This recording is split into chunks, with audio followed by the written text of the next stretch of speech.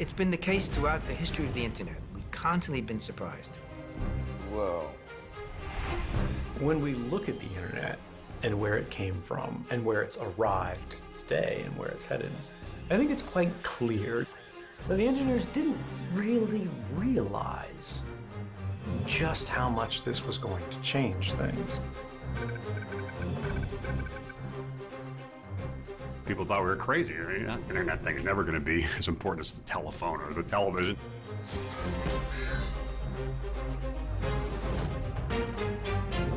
In this series, we'll journey through the past, present, and future of that revolution we call the internet. We'll go inside the hidden places, practices, and people who make it hum, and ask, why do we all love it so much?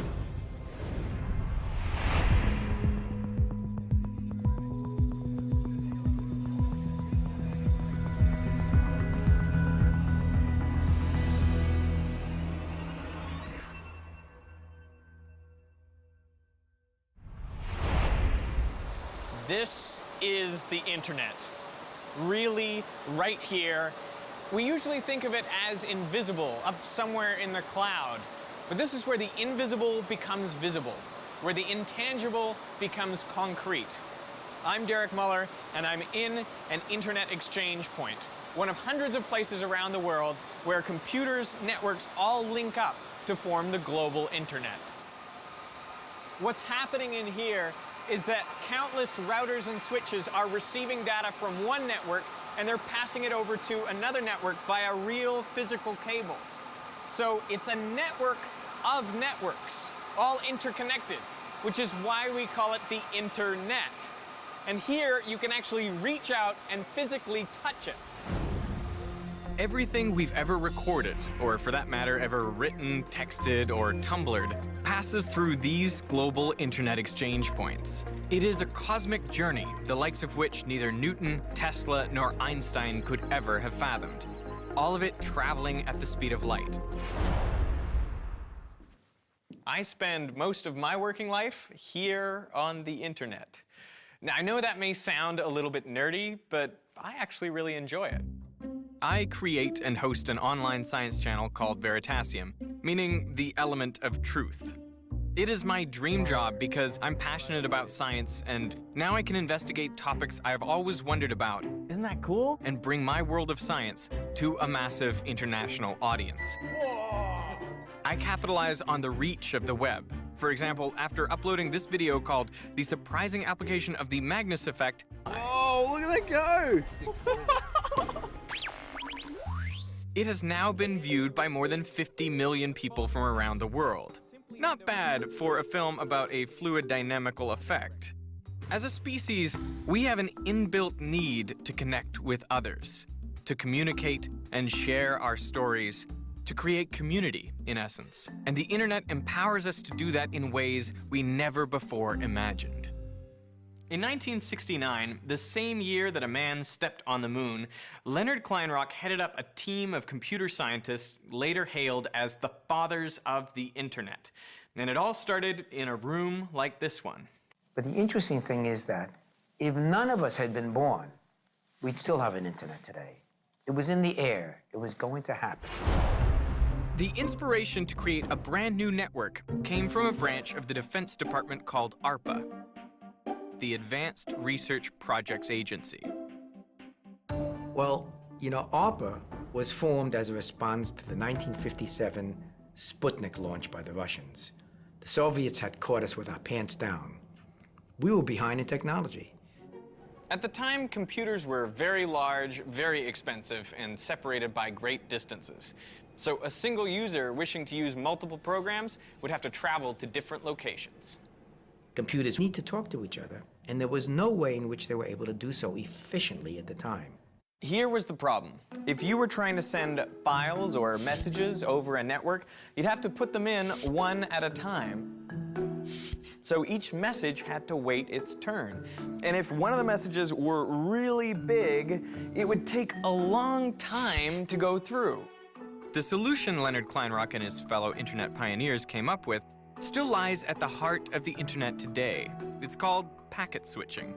in which all the messages are cut up into pieces of the same size, called packets. Then the packets can travel separately through the network, making the best use of every available space. So packets from small messages, well, they can squeeze into the gaps between packets from large messages, avoiding the long wait. And once those packets have reached their destination, they can be reassembled into their original messages. To do all that chopping and reassembling, a special device would connect computers to the network.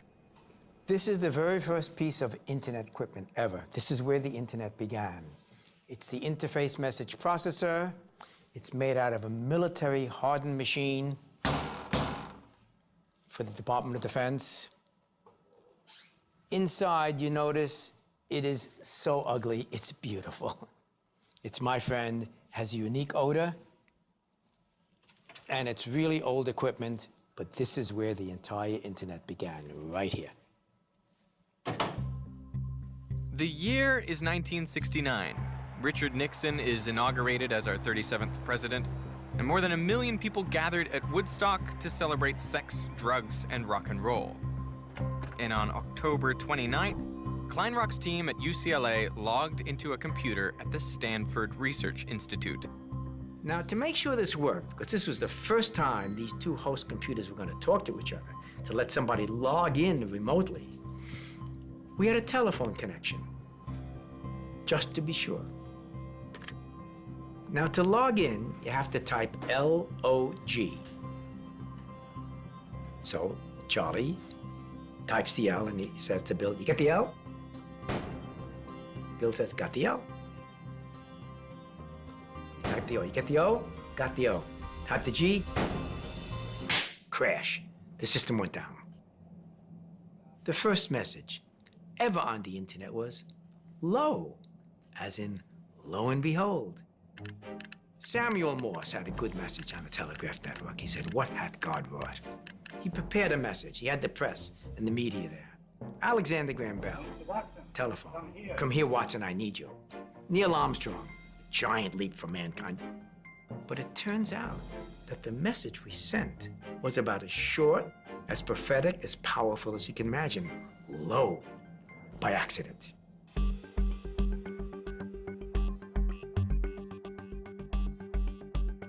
Our vision in those early days was machine to machine or person to machine. What I missed totally was that this was not about computers talking to each other. It was about people communicating with each other. By the end of 1969, there were just a few computers connected to the ARPANET. But the network grew steadily during the 1970s. But as they multiplied, it became more difficult for them to integrate into a worldwide system, and the desire for access to each other's data was enormous. Back in the 1970s, there was no single global internet as we know it today. Instead, there were lots of different networks, like the government's big ARPANET, satellite networks, and little community operations.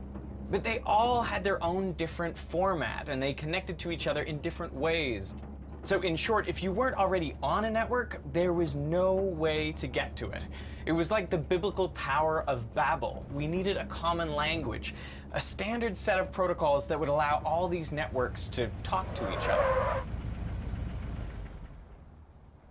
The internet got the common language it needed thanks to two pioneering scientists and this nondescript delivery van. Vint Cerf and Bob Kahn worked for years to solve the problem of connectivity. Bob showed up in my office at Stanford in '73 and says, "We have a problem." My reaction is, "What do you mean, we?" And he says, "Well, I'm trying to get these nets to interconnect, and I don't know how we should do that." Vint Cerf and Bob Kahn outfitted this vehicle with high-end computer hardware and radio transmission gear, and then they drove it through the streets of the Bay Area. On November 22nd, 1977, the team at this console was able to transmit a message to Los Angeles, 400 miles to the south. But they used 3 networks to do it. The two men developed a way for all the computer networks to communicate. It's been described as the handshake that introduces computers to each other. They also came up with a new word for what they were doing. Bob Kahn and I wrote this first paper describing a protocol for packet network intercommunication. And so internetworking was the term that was used, but it was so clumsy. Bob Kahn called the project interneting, and eventually we started to refer to the object that we were building as the internet. Computers were still large, roughly the size of industrial refrigeration units. The only people who could afford them were large corporations, universities, and the military. But as they were manufactured to be smaller and smaller, personal computers began to take off, and so did the internet for the user at home. Probably 1981, I bought a PC and tried to get it hooked up to a modem, and it was really complicated, really difficult. But there still was something magical about the idea that I was, sitting at a computer connecting to people and ideas all over the world. The standard speed of connection was 56 kilobits per second, so uploading a video or even a photo took a ridiculously long time. People were complaining it was too slow, and we're going to fix that with the cable modem. Jim Phillips was an executive at Motorola in the mid-1990s when they developed a way to speed things up. Now we looked at all these cable companies, and they had this way of communicating via hybrid fiber coax. Back in those days, they called it TV wire. What that gave us was really high-speed data, which we hadn't experienced before. And the best part, no more phone lines. Suddenly, you could download audio, you could download video even. Once you were connected, you could also join discussion groups and send email.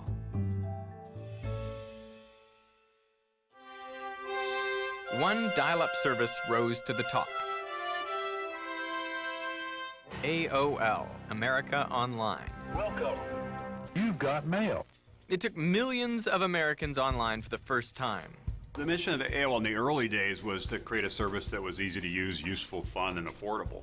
But the broader mission and sort of the real mandate that was driving us, we really believed the internet could be as important in people's lives as the telephone or the television, but even provide more value. To attract new customers, AOL used a brilliant marketing strategy. Honey! The new AOL disc is here. Remember those CDs? AOL just gave them away so people could load up the software and connect to the network. Millions signed up. At one point in the 1990s, half of all the CDs produced on Earth were from AOL, and users discovered new ways to find each other. For us, the community was everything. It was how do we create a whole suite of tools. So it started with email. It also was message boards and forums, things like that. But we also thought the real-time communication was important. So initially we launched People Connection, sort of chat rooms. Then we created instant messaging. AOL provided a gathering place for groups of people with shared interests. They could see all the traffic of so many communities coming online. So whether it was iVillage with women, or Blackberry Creek with young children, or Net Noir, the African American community, LGBT community with Planet Out. I used to call it the 2/3 rule. More than 2/3 of their traffic was people just talking to each other in their platforms, in a chat room, message board, etc. I used to even joke that I'm kind of like not just the CEO of the company, I'm kind of the mayor of the community. We asked a question in 2004 of a lot of experts. What is the most surprising thing about the growth of the internet? And they said the spread of the web itself was what stunned them, just that so many people had so much to say. And of course, there's a lot of cat videos in that and a lot of cat pictures. Kittens, inspired by kittens. But there's also sort of profound sharing. My shirt matches the boxes behind me. I'm gonna change. Yeah, I think that's better, although I wonder if we can take it down a button. No. One of the most famous to upload his life is John Green. John's best-selling novel, The Fault in Our Stars, became a hit movie. But millions feel like they know him personally because for years he's run a YouTube channel. You're very, very tall. Yeah, I know, and very white in this picture. Including this one, which is enormously popular with his brother Hank. From January 1st to December 31st, 2007, John Green and his brother Hank ran a video blog project they called Brotherhood 2.0. Every day for the entire year, the brothers sent each other videos. Don't you know the whole world's already gone and reserved a copy at Amazon? How many more books could you sell? I got to hang out with John, and we reached out to Hank. And good morning, Hank. It's Thursday, May 5th. All right. One more time. Yeah, 1, 2, 3. Good morning, Hank. It's Thursday, May 5th. It's your birthday. Happy birthday. Cool. All right. I am rolling. We're rolling on sound. You like that? Great. All right. Okay. So tell me how you decided to put your first video on YouTube. So late in 2006, my brother and I were talking on AOL Instant Messenger, and we were talking about how we never saw each other and we never talked on the phone. We only communicated textually. And we got this idea over Instant Messenger to stop communicating textually and only to communicate via videos that we made back and forth to each other every day. That was early. That was early days. Did you realize what you were doing at that point? No. What was your No. expectation for the project? I remember when Hank uploaded the first video and a couple days later we had 450 viewers. I remember thinking, where did these 450 people come from? It just felt huge to me. It was astonishing that you could reach people so directly. Off topic, but at the state fair, turkey legs are just so delicious. I wonder if Velociraptor legs are good. Morning, Hank, it's Tuesday. Today's video is like nothing you ever bought at IKEA. It comes to you in only 2 parts. The Green Brothers daily vlogs began to gather a massive audience, and theirs was one of the first big channels on YouTube, leading the way to the birth of a YouTube nation. Hi. Hi. Hi everyone. Buongiorno. I love you. I mean, watch my channel. The brothers also set off a relay race of memorable virtual moments. By the end of this song. Sit down. Johnny, that really hurt. Yes, we can. Double rainbow. What does this mean? Hi guys. So this is my first video blog. Once the term social media was created, I guess I'll just do this. there was clarity that we were living in a world where the internet was of the people, by the people, Hi everybody. and for the people. We're all working hard to make this an awesome year for other people. This is your time. This is my time. It's our time. Get to it. The year was 2014. Ebola was in the news daily, and nearly 3 billion people were now on the internet. At that time, the ALS Ice Bucket Challenge was traveling the web at warp speed. We are taking the Ice Bucket Challenge from Daffy. The online campaign went a little something like this. I am accepting the ALS Ice Bucket Challenge. Either you or someone you knew poured a cold bucket of water over your head. You then made a donation to the ALS organization and also nominated someone else to then pour a bucket of water over their head. Ice Bucket Challenge. I accept the challenge. Challenge accepted. The viral campaign was an effort to eradicate Lou Gehrig's disease. It also may have underscored the look at me and narcissistic culture that had begun to emerge online. More than 2 million people posted videos of themselves accepting the challenge. The Ice Bucket Challenge raised more than $115 million in just 6 weeks. It was, and still is, the apex of using social media for a cause. Every month, almost 2 billion people log on to Facebook. Its founder, Mark Zuckerberg, grew impatient with the creation of an official Harvard webpage while he was a student, and so he and his friends decided to take matters into their own hands.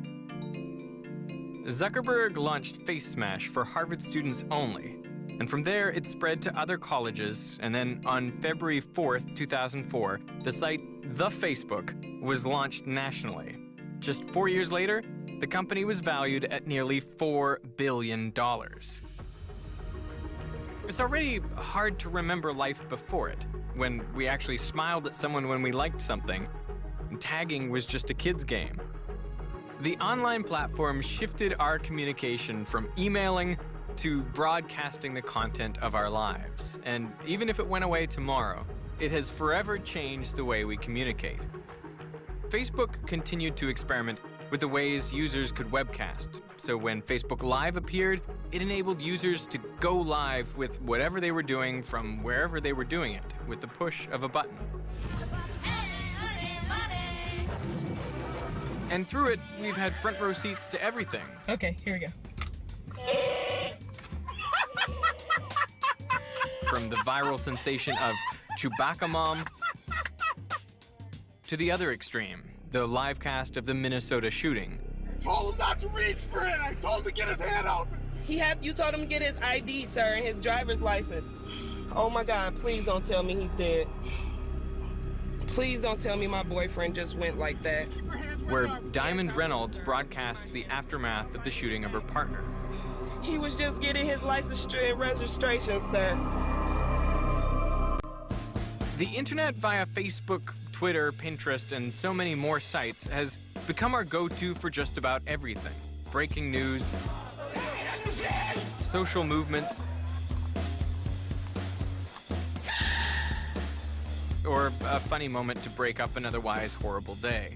I saw the life inside in your eyes tonight. These statistics show us in real time the sheer enormity of web activity at any moment in the day. It is now true that every second, 6,000 tweets are tweeted, and 41,000 status updates are posted to Facebook. And Google processes 100 billion searches a month. I think it's fact. I don't put a judgment on it. I think we're heading towards a world where everything is being imaged. I have to teach my 4-year-old kids now that if they do something and it's viewed on Facebook, it's there forever. So ultimately, it's going to change society. Audience participation made the internet enormously powerful, but its reach accelerated with the juggernaut of online gaming. It's nearly a $100 billion worldwide industry. 4 out of 5 households in the United States have gaming consoles, translating into 155 million Americans playing games regularly. All right, Koopa Troopa, game on. Game on, Veritasium. Am I saying that right? Veritasium. For some, it is a full-time job. They play online and others pay to watch. I went one-on-one with game streamer Josh Peters, who goes by Koopa Troopa 787. Ugh, I hate that. He's definitely out of my league. Tell me about the journey from, doing gaming for fun to doing gaming for a living.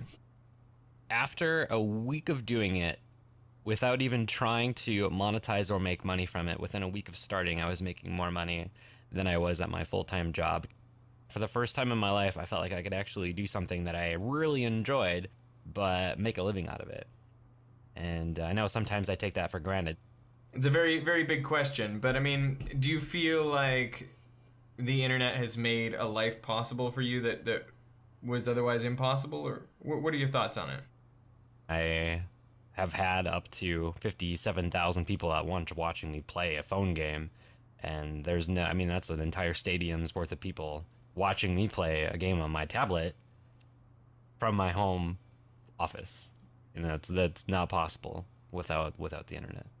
Let's see here. All right, he's dead. He's fallen to the ground. Now I'm going to try talking to the little kid again. And he has no idea where most of these people are watching him from, or who they are. The audience lurks in the shadows. His fan base is completely anonymous. Capitalizing on the invisibility of anonymity, apps like Whisper and Secret and Yik Yak began to saturate the marketplace. Yik Yak was created by college friends Tyler Droll and Brooks Buffington. They wanted to create a more democratic social media network where users didn't need a large number of followers to have a virtual voice. So they allowed people to post comments completely anonymously. Yik Yak's 1.8 million faceless users share thousands of yaks per day. It started out, innocently enough, with postings like, "Shout out to the girl in the red sweater on the library steps. Looking real good." I hate when my phone says searching, but when it does, I hold it to my heart and whisper, "Me too, phone. Me too." Good morning, Savannah. Well, the smartphone app Yik Yak only launched last December, but how quickly it took off. Yik Yak targets college students, but the younger crowd is using it too. And it can also be dangerous. It's called Yik Yak. But the tide quickly changed to cringeworthy and, of course, horribly offensive messages, or yaks as they are known. Female students at the University of Mary Washington were threatened verbally with rape and other kinds of abuse. Crime alert out of Fredericksburg, where police say a man has been arrested for the murder of his college roommate. One of them was actually murdered. Her friends and family say it was partly due to the tension that began on the app. In Falls Church, the funeral for Grace Mann is being held. There were incidents at dozens of colleges and universities. Yik Yak's founders say that they have made changes to address the complaints they received, like adding filters to flag offensive language. They have also built geofences around roughly 85% of the nation's high schools and middle schools. Total anonymity gives you freedom perhaps to speak or to explore different thoughts, ideas, possibilities that might be out of the bounds of perhaps your normal social milieu or your physical setting or whatever. But how do you balance the need for anonymity in very real situations, the political dissident, the abused spouse, etc., versus the growing trend of just intolerant speech online? As social media connects more people than ever before, its success depends on companies policing their sites so that racists, criminals, and bullies do not make their presence known. The really mean-spirited things that people say is just mind-boggling. Mind-boggling. Content moderators like Alex Schrum patrol the cyber frontier. Their full-time job is to remove offensive material from social networking sites. For content moderators like Alex, it's a grim workday, and the burnout rate is high. You say something offensive to someone online, you can't see their physical reaction in their face. You can't see how hurt they feel. So there's no human aspect to it, and you feel like you can kind of just, there's no consequences for your actions. It desensitizes us. When we go online, we're not looking at each other, and empathy is born in the gaze, in the eye contact, in the face. Sherry Turkle has spent the last 30 years studying the psychology of people's relationships with technology. There's been a 40% drop among young people, among college students, in the capacity for empathy in the last 20 years, with most of the change taking place in the past 10. Content moderation requires a human touch. No amount of programming or algorithms can do this work, especially when it comes to imagery. A lot of the images that come through are sexually explicit, sometimes sexually violent, or very gruesome. The constant stream of troubling words and pictures takes a toll. On average, moderators last somewhere between 3 and 6 months before quitting. Some have even reportedly developed post-traumatic stress disorder. You leave work at the end of the day feeling a little down, a little depressed, kind of lose your faith in humanity a little bit. My mantra for moderators is moderate in moderation. If you're doing it all day, every day, whether it's images or content or videos or anything else, you'll feel like your whole world is negativity. This business is often kept in the shadows intentionally. The large companies who hire content moderators don't advertise that reportedly half of their workforce is doing this type of work. They don't want the public to know that there's actually a huge need to police their sites. Most people don't know that there's this whole other side to the internet where there are people working really hard to prevent you from seeing some of the more negative things that get posted online, which there are a lot of. I don't think we'll ever get rid of kind of the dark corners of the internet where the seedy people go to do what they'll always do. I think it's inevitable, and it's just part of human nature, and it's going to be a part of the internet as long as the internet is around. Some governments have also taken action to gain control of the web. Take China, for example. They've built what's known as the Great Firewall. It's a sophisticated system of filters that blocks out anything the Chinese government deems undesirable. So if you're in China and you search for persecution, you'll get a blank screen that says page not available. You get the same kind of results if you search for Tibetan independence or democracy movements. Websites like the New York Times, Time Magazine, YouTube, Facebook, Twitter, and most of Google are also blocked. There's no denying that someone's always watching you. They also are implementing highly controversial surveillance, which they call the Golden Shield Project, using speech and face recognition, closed-circuit television, and other internet surveillance technologies. The Chinese government hopes to create a gigantic online database of each and every one of its citizens. And several years ago, China insisted that Yahoo turn over account information that ended up helping the government track and imprison journalists, 2 of which were then sentenced to 10 years in prison.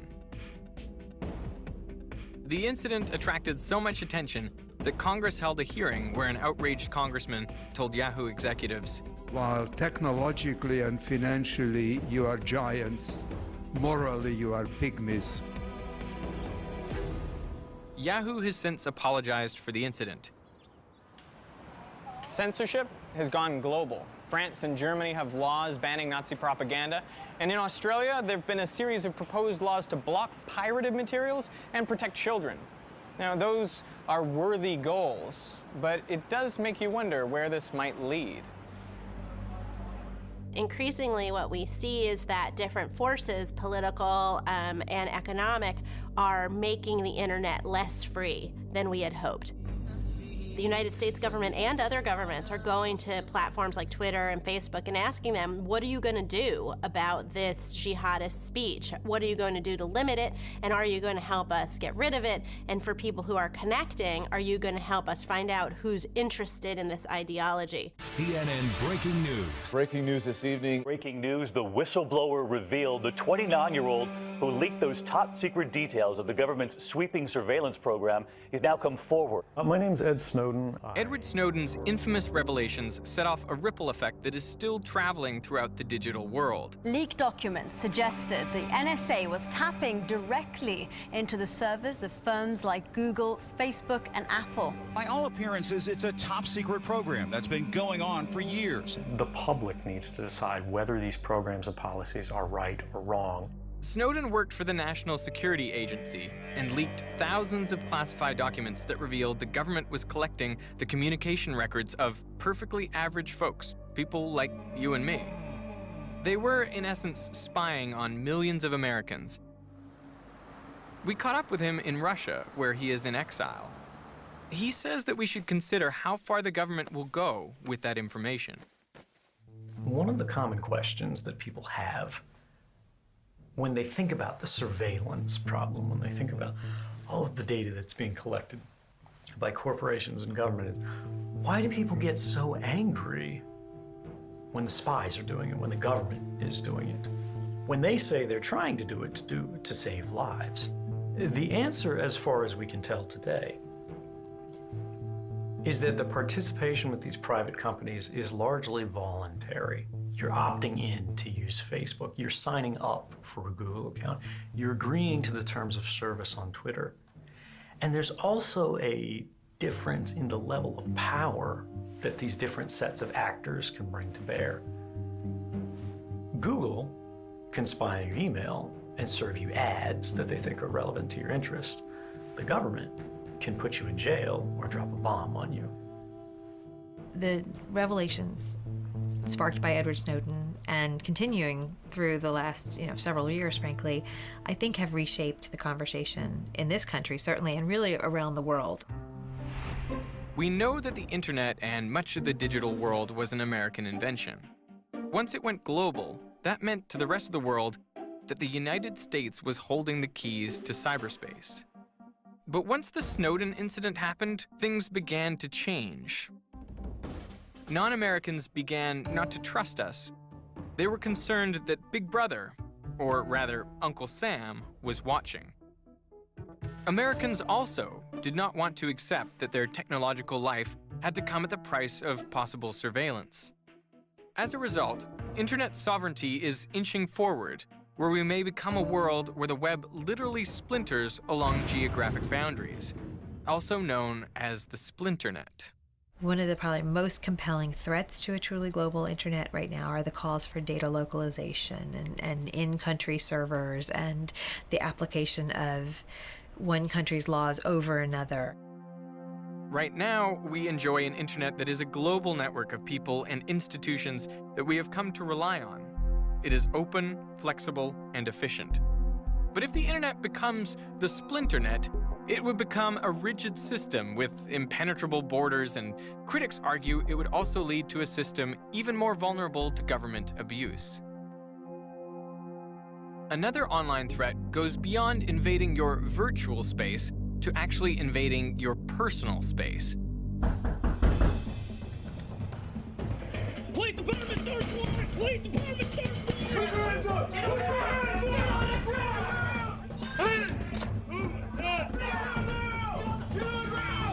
It's called swatting. It is an internet prank where someone finds out your home address and calls 911 to report a fake emergency. And just a few years ago, one went down in a suburb of Atlanta. It began with this 911 call.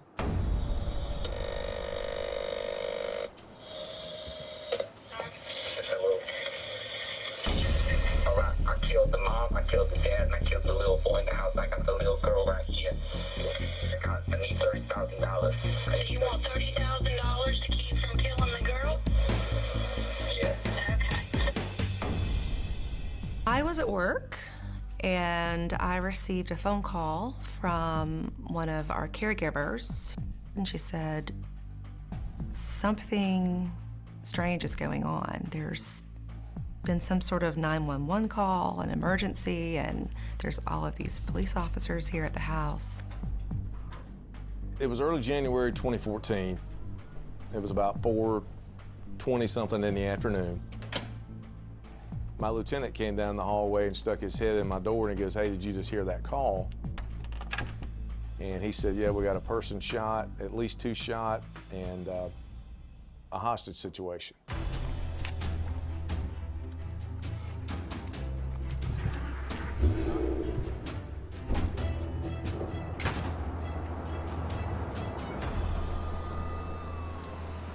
I mean, I really felt like, no, this can't really be happening, but when I could not reach anyone to get that reassurance, that's when it really just, your head starts thinking crazy things, and, what if there is some crazy person in my house? The end of my street had been barricaded, and there were helicopters all everywhere, and neighbors lined across. I mean, it's like something from a movie. I couldn't even believe what I was driving up to. I literally just stopped my car in the middle of the street and ran to a police officer that was standing there blocking the street. I was like, this is my house, and my children are there, and I need to get there immediately. She is just absolutely beside herself, terrorized, thinking someone has been to her home and basically wiped out her entire family. We ended up, stopping her before she ran up to the house. I remember feeling like I just want my kids. I want my kids in my hands right now. After about a half hour or so, some things just weren't adding up. By this time, the media had already picked it up. And then all of a sudden, a nanny comes out, and she's got 2 basically naked children soaking wet because they were taking a bath at the time.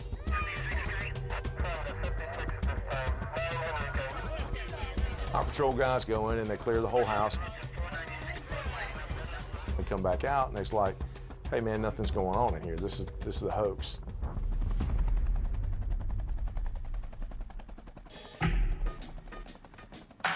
Their main goal is to try to elicit a large law enforcement response, because even after it's done, they can come back and say to the person, "Hey, I reached out and got you today. I'll do it again to you tomorrow. Don't mess with me." Traditionally, the online world from the very beginning, and the world of games, was a boys' club. And I think that combination of locker room, anything goes, boys' club mores in the online world, combined with this nobody knows your name, you can be anonymous in a certain sense, you're not anonymous, but you are, that characterizes cyberbullying. It's just a sick game. It's a kind of a retaliatory action. I'm not sure exactly what causes it to reach to a level of where you get swatted, but that was my understanding.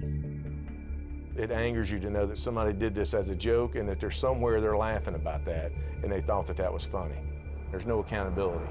It's like a wild, wild west on the internet, and every now and then a marshal will ride through town and bring some law and order, but then he leaves and everything goes right back to the same way it was. It can seem chaotic and lawless, but we can't really blame the internet for the malicious behavior of its users. That's the thing, we brought with us all of our social values onto the internet. It's not that the internet changed our social values, it reflects them. The global internet is so infinitely accessible, bad actors can show up anywhere. As for the technology itself, it's always been content neutral. The network never knew anything about what was being carried. Sort of like cars going down the road, you don't know what's inside. All you know is there's a road and a car and somebody driving. Check out this new app. It's called Invisible Girlfriend, and it allows you to build your ideal partner virtually. As the site says, it offers social proof. You know, like if you're not in a relationship, but you want people to think you are. Now, don't get the wrong idea. I am very happy with my actual real-life girlfriend, but I thought I should investigate this to see what the future may hold. So first, you set up your own profile, and then you get to pick her traits. Her name? Let's go with Katie. Now, what is she like? Personality traits. How about lovingly nerdy? And what sort of stuff is she into? Ooh, chess. No, on second thought, no, let's not do chess. How about fashion? Yeah. Ooh, cooking. Yeah, that's a good one. And sports. Where do we meet? Camping. No. At the theater. You just finish it up here, and that's it. I now have an invisible girlfriend. Oh, look who it is. My new invisible girlfriend, Katie.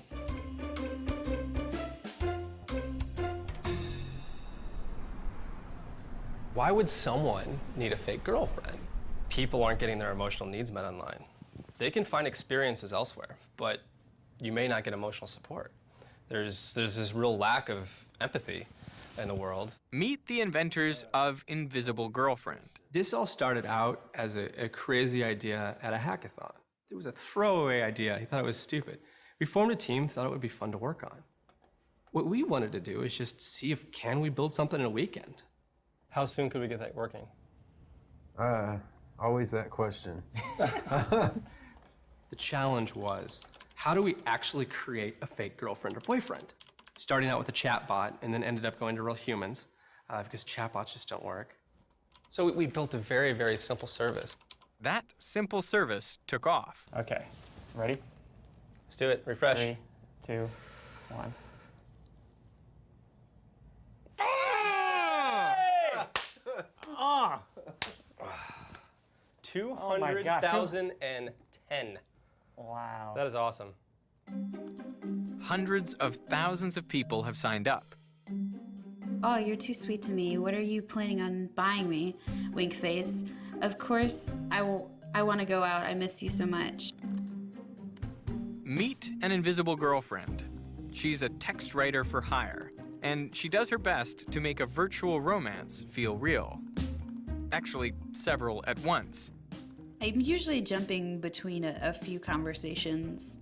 Have you seen those videos of those parents that put toothpaste in Oreos and give them to their kids? This user says, "Where do you want to go to dinner tonight?" And he says, "When are we getting married?" In a lot of ways, for the user, it is a real relationship. But some of them don't realize that they're talking to more than one person. It's true. The next text I get from Katie could actually be written by a completely different person. I like being the boyfriend because, like, I know what women want because I'm a woman. So, like, I know what a woman wants to hear, but I'm not necessarily sure that they'd be happy to know that I was a girl. Sometimes these quote-unquote relationships become a little complicated.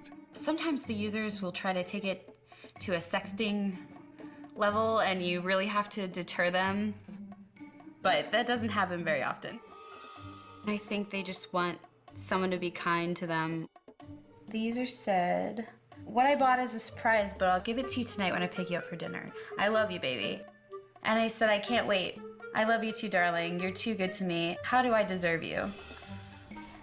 The creators of Invisible Girlfriend never expected it would become so meaningful to both parties. We've been really intrigued by how you can have a deep connection with just messaging alone. In the future, I think it's going to become normal to engage with characters that may not exist.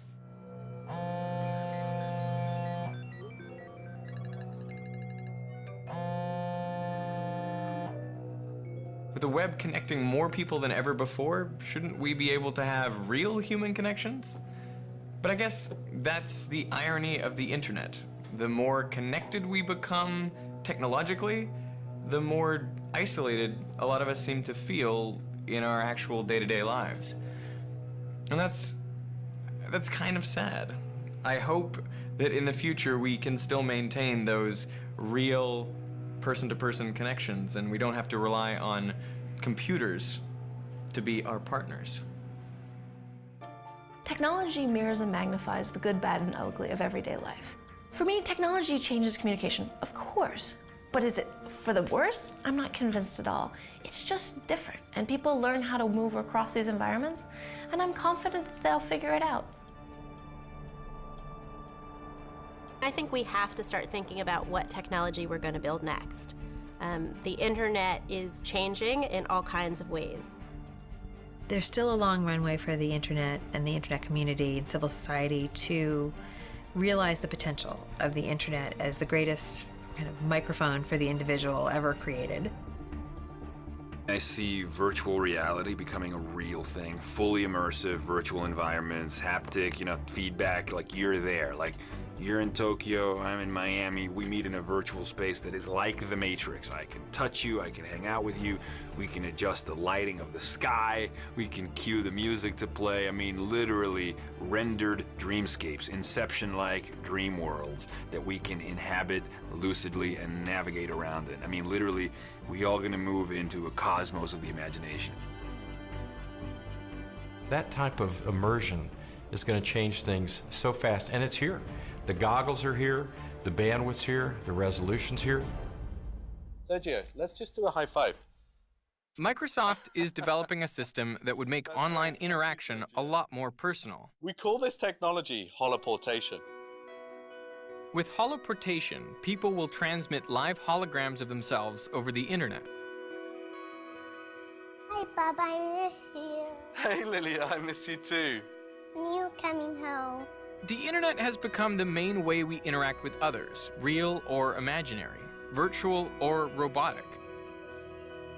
In the not-too-distant future, it could also transform how we interact with the dead.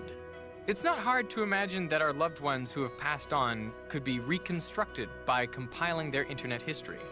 All their online activity, their email, photos, Facebook posts. Most people in the past lived and died with no record of their existence at all, other than their birth date and their death date. In the future, we'll have a library of souls. Now think of what you can do if you have the Connectome. You would have a library of souls, by which you could have an Einstein, a conversation with Winston Churchill. Of course, these figures died in the past, but in the future, the Einsteins and the Winston Churchills, their basic personalities will be preserved, and so you'll have a nice conversation with them.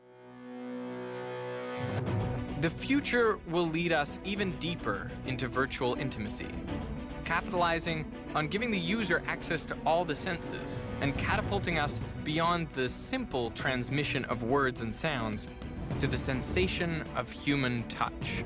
There's already a virtual reality suit that can deliver a hug. That's so cool. And taking things a step further, researchers have reportedly proven that simple thoughts can be sent across the web. One subject in India with a computer sensor attached to his scalp merely thought the words hola and ciao. 5,000 miles away in France, another researcher also wired up, received the brainwaves and found himself thinking the words hola and ciao. There will come a time when you don't actually have to tell anyone your feelings. They will be able to pluck them right out of your head. And on the horizon, the very essence of connectivity, the creation of a truly global village. Right now, only 40% of the world's population even have access to the web. A look at how many devices are actually connected to the internet, and you see how many of us are still in digital darkness. The barriers to connecting all of us are enormous. Money, language, infrastructure. We're going to put power on now, okay? All together! Launching in 3, 2, 1. Come on. But Facebook's Mark Zuckerberg just recently launched what may be our biggest hope into the horizon, with the test flight of Aquila.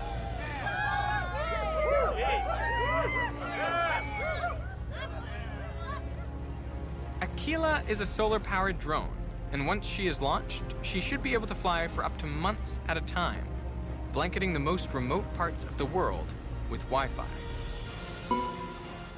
This is not the final frontier. The mobile device you have will be supplanted by other things, I'm certain. The system will just be on all the time, waiting for us to ask a question or to ask for an action to be taken.